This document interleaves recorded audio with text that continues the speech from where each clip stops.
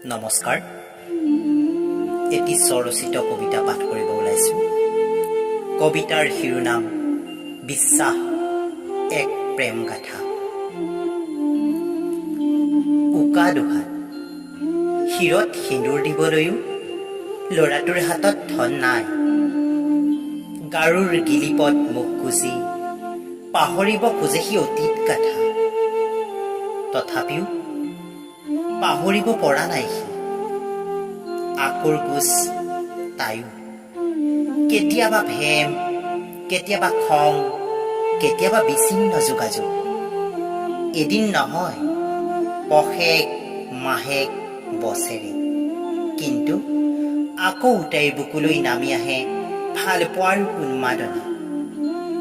সিও বুজে, অভিমানৰ ৰাগিত মাতাল হলেও পান নকৰে সি মাদক দ্ৰব্য, নকৰে যাত্ৰাও অসৎ পথেৰে।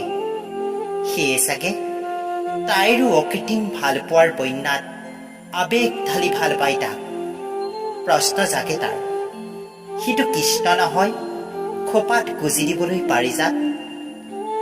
তাইৰ বিশ্বাস এটাই, তাই সতী হৈ আত্মজাহ দিলে ল'ৰাটোৱে হেনো শিৱ হৈ ত্ৰিভুৱন কঁপাব। প্ৰেমৰ নামত সৃষ্টি কৰিব এটি নতুন অধ্যায়, যাৰ নাম হ'ব বিশ্বাস, এক প্ৰেম গাথা।